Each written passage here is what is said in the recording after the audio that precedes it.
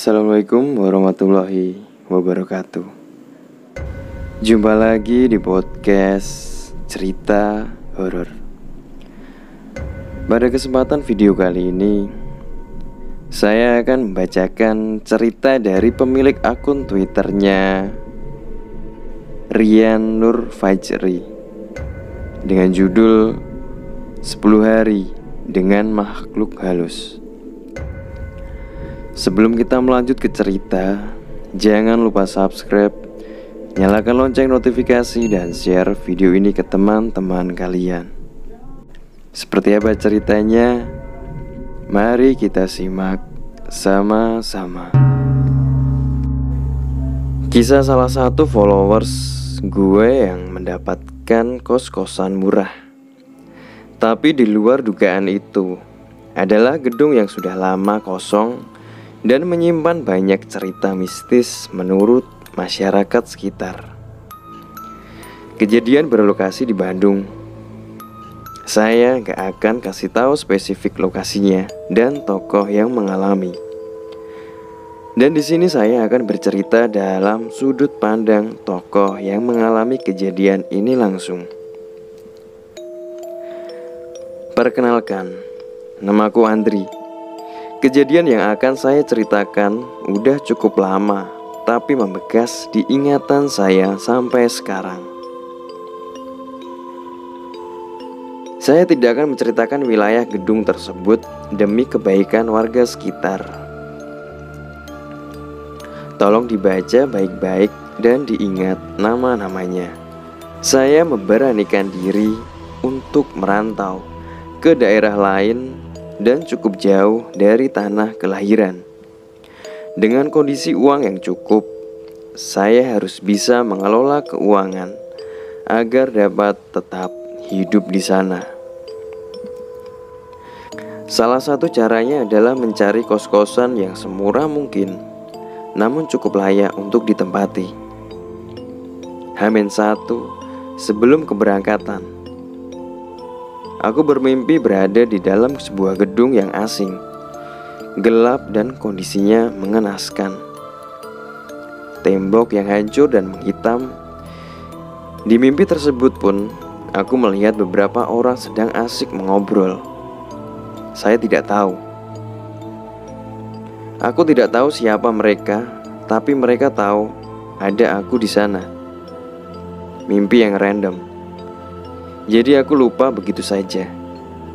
Dengan berat hati, aku berangkat dan berpamitan dengan ibu karena ayah sudah tiada saat aku kecil. Tak lupa, aku berpesan kepada adikku untuk menjaga ibu selama aku merantau. Aku lupa berapa jam perjalanan, namun saat sudah sampai di terminal bus, seorang teman lama menyambut dan bersedia membantuku untuk mencarikan kos yang murah. Ternyata tidak mudah. Kos-kosan yang berada di sekitar area kampus sudah full semua. Kalaupun ada, harganya yang tidak cocok dengan kantongku. Akhirnya, temanku pun menyarankan untuk melanjutkan esok hari, karena hari sudah sangat sore. Slow aja sob, nyari kosan tuh gak gampang. Apalagi yang murah. Kosong bentar, pasti langsung udah ada yang isi. Oh iya, sampai lupa, nama temanku adalah Abi, samaran. Karena ini adalah daerah dia, jadi aku mengaku saja. Untuk sementara, aku menumpang di rumahnya Abi. Untungnya kedua orang tua dia mengizinkan. Sesampainya di rumahnya, aku langsung merebahkan badan ke kasur. Letih rasanya setelah perjalanan jauh, dan langsung berputar-putar kota mencari kos-kosan. Sampai akhirnya aku tertidur. Percaya atau tidak, saya kembali bermimpi yang sama persis saat saya tidur di rumah. Gedung tua, hancur, dan dinding yang hitam. Lagi-lagi saya tidak pedulikan dan mengacuhkan begitu saja. Esoknya jam 11 siang, kami berdua berangkat untuk kembali mencari kos-kosan. Kali ini di wilayah yang lain, namun masih terjangkau dengan wilayah kampus. Sialnya, sampai malam hari kami tidak dapat kos-kosan yang sesuai dengan kemauan. Dengan kondisi yang cukup lelah, kami pun kembali ke rumah AB untuk beristirahat. Udara malam itu sangat dingin karena siang sampai sore hujan tak henti. Saya merasakan tubuh AB yang sedikit gemetar karena menahan hembusan angin malam. "B, mau gantian?" tanyaku yang tidak enak dengan AB.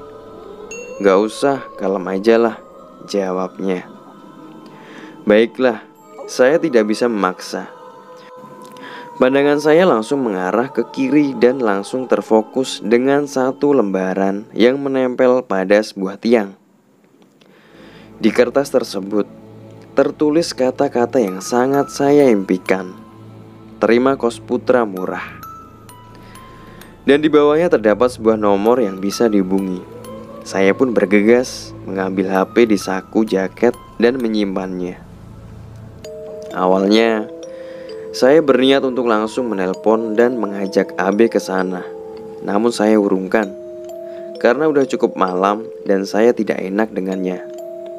Saya putuskan untuk menelpon esok hari saja. Keesokan harinya, saya sudah bersiap untuk berangkat. Tapi AB yang tipikal pelupa baru bilang ke saya kalau hari ini dia ada kelas di kampusnya. Kesal sedikit, tapi saya sadar diri saja.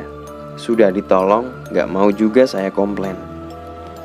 "Sorry ya sob, gua beneran lupa," ucap AB yang terburu-buru karena telat. "Iya santai lah B, nanti gua naik ojek aja nyarinya." "Lah ngapain naik ojek? Pakai aja motor gua nih," ucap AB sembari melempar kuncinya. "Terus lu ke kampus gimana?" tanyaku yang heran. "Gua bareng temen, udah santai aja lah kayak sama siapa aja lu," jawab AB. Ada sedikit rasa gak enak, tapi AB kadang marah kalau saya tolak bantuan dari dia. Saya dan AB pun berpamitan dengan orang tuanya.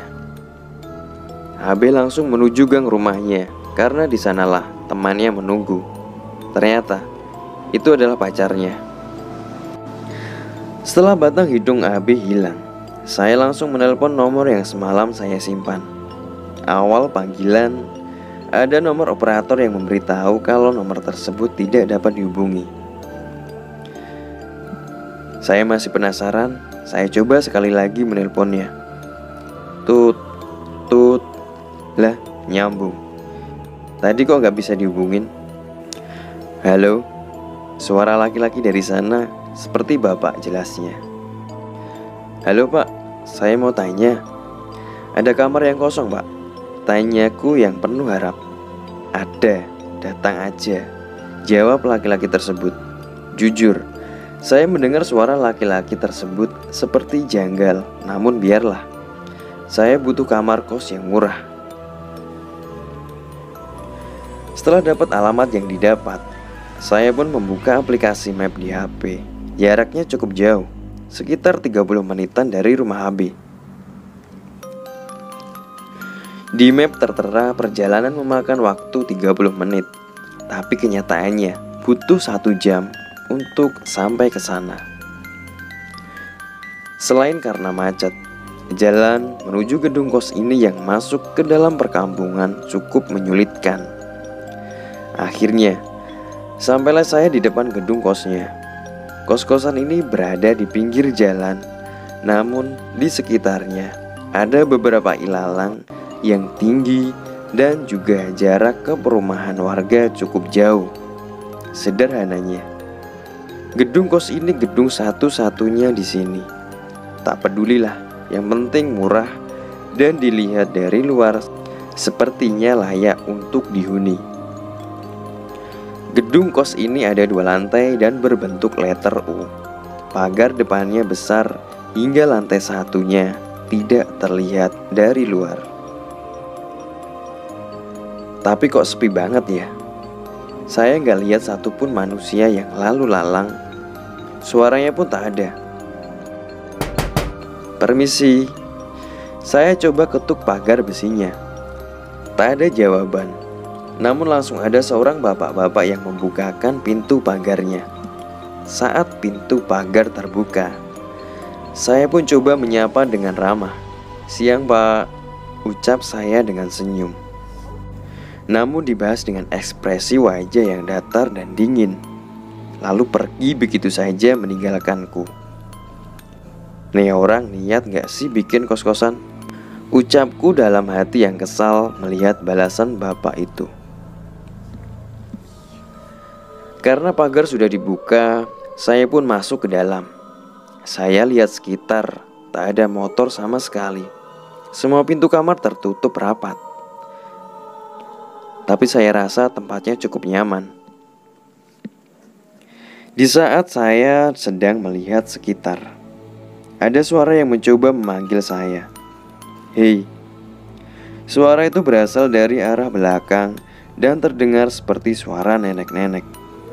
Saya langsung menoleh. Benar saja, dia adalah pemilik gedung kos-kosan ini. Nek, saya tadi menelpon dan katanya masih ada kamar yang kosong ya?" Saya mencoba membuka pembicaraan. "Iya," jawab nenek tersebut sembari berjalan masuk ke sebuah ruangan. Saya pun mengikuti beliau masuk ke dalam. Banyak benda-benda tua yang menjadi pajangan di dalam ruangan tersebut. "Nek, kalau boleh tahu berapa ya harga per bulannya?"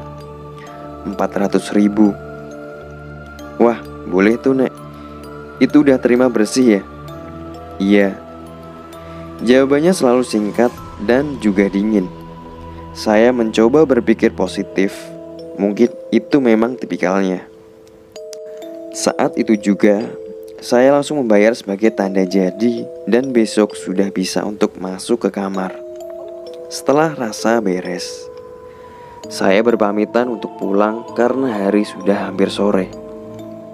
Oh iya, sebelum pulang, saya sudah diberitahu oleh nenek kalau kamar saya ada di nomor 2 sebelah kiri. Sesampainya di rumah Abi, ternyata dia belum pulang. Saya langsung menuju kamarnya setelah bersalaman dengan orang tuanya Abi. Semua barang saya rapikan agar besok tidak repot saat berangkat ke kosan. Sampai pukul 7 malam, Abi belum pulang juga.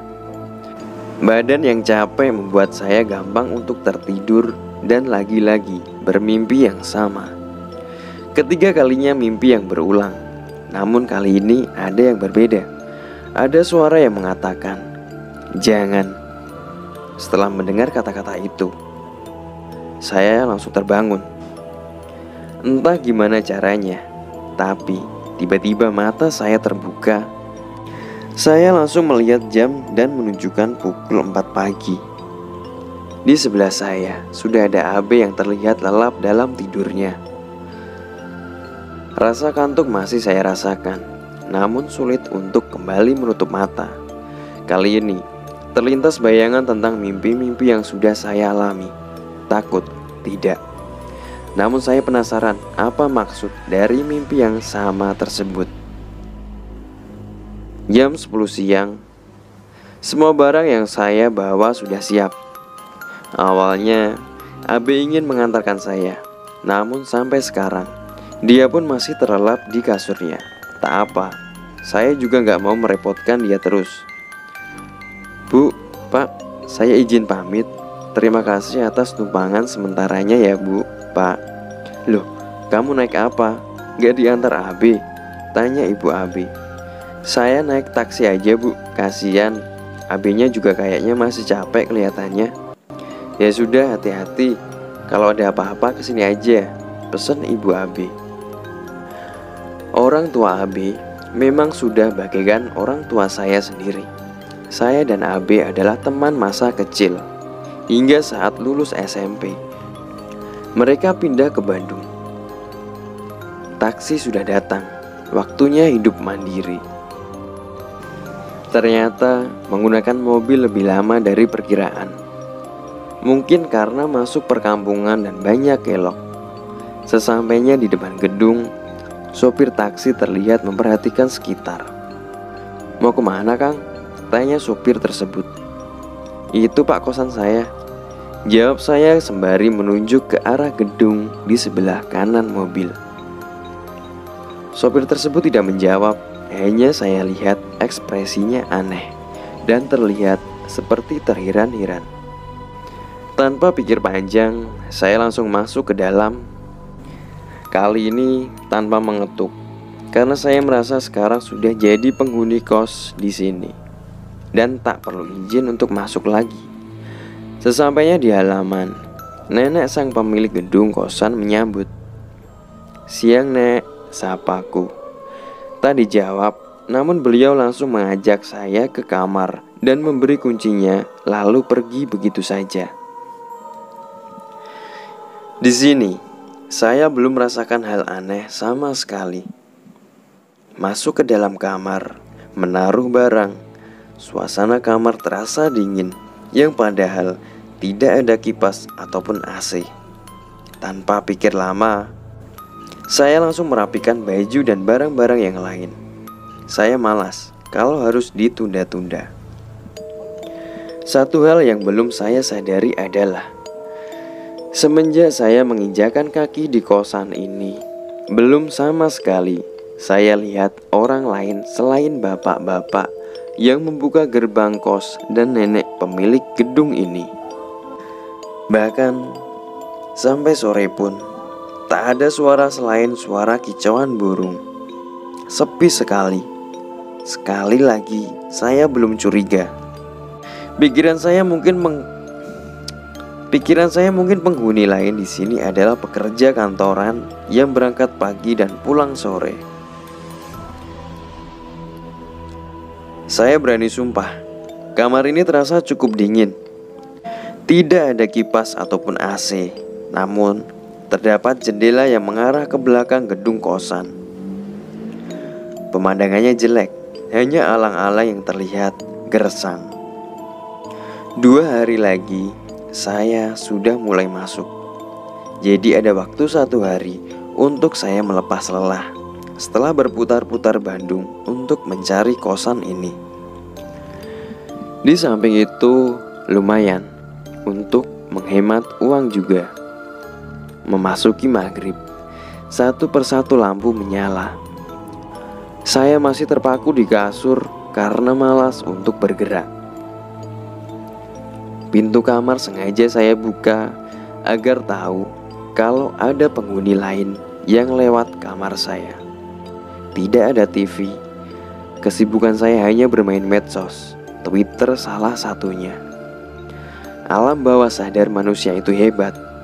Tanpa bisa melihat pun kita bisa merasakan jikalau ada yang memperhatikan kita, dan itulah yang saya rasakan.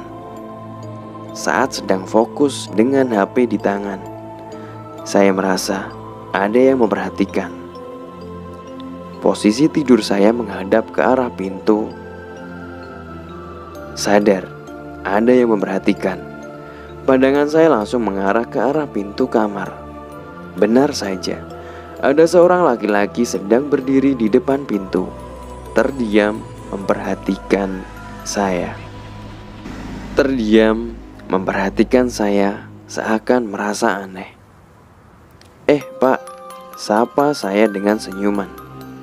Lagi dan lagi, tak ada tanggapan, hanya ekspresi kaku dan dingin yang saya dapatkan.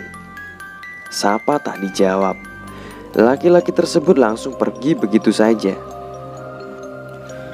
"Ini kenapa sih? Orang-orang kos kelakuannya sama semua," tanya saya dalam hati.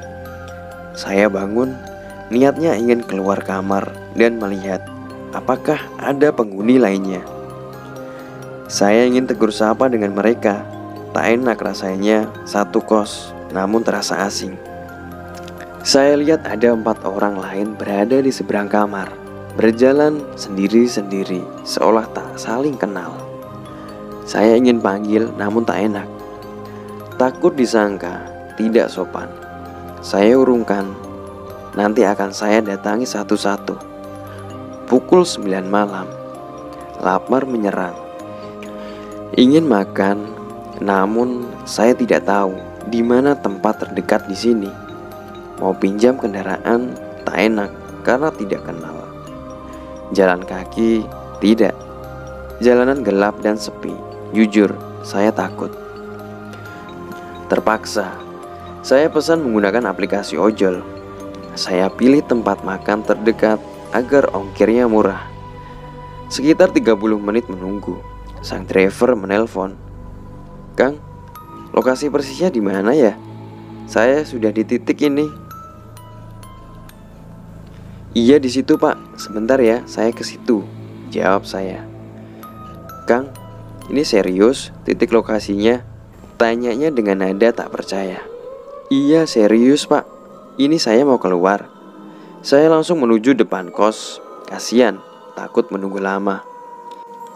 Saat sudah menemui driver tersebut, saya langsung ambil makanan yang saya pesan dan membayarnya. "Kang, serius tinggal di sini?" Tanya dia yang masih heran. "Iya serius Pak, kenapa emangnya?" Saya pun jadi ikut penasaran. "Ini gelap banget Kang, kondisi juga kayak gitu. Kok bisa sih Kang tinggal di situ?" Pertanyaannya membuat saya makin heran. Apa yang gelap? Kondisi. Yang saya lihat, gedung ini paling terang dan juga kondisinya bagus. Saya malas ngeladeninya. "Udah Pak, makasih ya. Saya lapar banget soalnya," ucapku. Tidak dijawab. Lagi-lagi pergi begitu saja. Terlihat seperti orang ketakutan driver tersebut. Masuk kamar dan tanpa pikir panjang langsung makan. Tapi ada yang aneh. Tiba-tiba saya mencium bau gosong. Saya cium makanan. Bukan ini sumber baunya. Baunya sangat menyengat. Hingga nafsu makan saya hilang. Saya bangun dan mencari sumber bau ini. Namun nihil, tidak saya temukan. Saya lihat semua pintu kamar tertutup rapat. Begitupun dengan ruangan nenek pemilik gedung kosan ini. Saya coba lupakan, walau bau terus saya rasakan. Hampir 2 jam, bau gosok ini berputar-putar di hidung saya. Tak tahan sebenarnya, namun saya tidak bisa apa-apa. Saya pakai baju untuk menutupi hidung. Cukup membantu, namun masih sedikit terasa di indera penciuman saya. Pukul 10:30, bau tersebut perlahan menghilang. Saya sangat penasaran, namun tidak menemukan di mana sumber bau tersebut. Perlahan, mata mulai mengantuk dan saya tertidur dengan sendirinya. Terbangun pukul 9 siang. Tak apa, masih waktunya saya istirahat. Tak ada kegiatan hari ini, hanya bermalas-malasan di kasur sepanjang hari. Keluar kamar, suasana masih sama, sepi dan semua pintu kamar tertutup rapat. Kali ini, saya berniat untuk menyapa semua penghuni kos di sini. Sore nanti saya akan tunggu di bangku dekat pintu gerbang depan. Niat saya menyambut dan berkenalan dengan mereka semua. Mudah-mudahan tidak ekspresi dingin yang saya dapatkan. Sebelum itu, saya coba menyibukkan diri dengan menyiapkan baju dan buku-buku serta alat tulis untuk kuliah besok. Saya merasa bersemangat bertemu teman baru dan mungkin saja saya akan bertemu dengan jodoh saya. Yang ditunggu-tunggu datang juga. Jam menunjukkan pukul 5 sore. Saya langsung bergegas ke depan, takut mereka semua sudah pulang. Kalau sudah pada masuk kamar, tidak ada yang keluar lagi. Pintu tertutup rapat. Setengah jam menunggu, bete juga. Tapi tak apa, saya ingin sekali berkenalan dengan mereka semua. Aneh, mungkin semua tipe yang senang berkenalan dengan orang baru itu seperti memberi pengalaman baru untuk saya. Untuk diketahui, bangku ini berada di dalam gedung. Jadi saya hanya tunggu kalau ada yang lewat gerbang kosan ini. Akhirnya datang satu orang. Oh, saya ingat. Ini adalah orang yang kemarin berdiri di depan kamar saya. Saya hampiri dan menyodorkan tangan ke arahnya. "Pak, saya Andri, baru di sini, Pak," ucap saya dengan senyuman. Dia menoleh ke arah saya, lalu pandangannya langsung ke arah tangan saya. "Deden," jawabnya sembari jabat tangan saya. Saya merasa tangannya sangat dingin, namun saya hiraukan. Tak sengaja juga saya lihat tangannya. Tepatnya kuku Pak Deden ini. Hitam banget, ucapku dalam hati. Namun saya pikir mungkin dia bekerja di bengkel, jadi wajar saja kalau kukunya hitam seperti itu.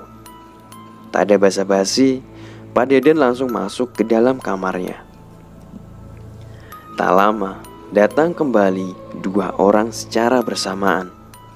Saya lihat wajah mereka, datar, tanpa ekspresi, dan tatapannya seperti kosong. Saya sapa, mereka adalah Tatang dan Wawon. Lagi-lagi, tangan mereka berdua terasa dingin. Saya kembali duduk sendirian. Mas Tatang dan Wawon sedang masuk ke dalam kamarnya. Tinggal dua orang lagi. Tapi kali ini mereka lama sekali. Karena jenuh, saya putuskan masuk ke dalam kamar. Lagi pula, saya juga ngerasa gerah ingin mandi. Oh iya, kamar mandi di kosan ini ada di luar, jadi harus bergantian dengan yang lain. Sayangnya, setiap saya bangun, mereka semua sudah tidak ada. Jadi, tak perlu antri. Setelah mandi, rebahkan badan di kasur. Lihat jam pukul 9:30.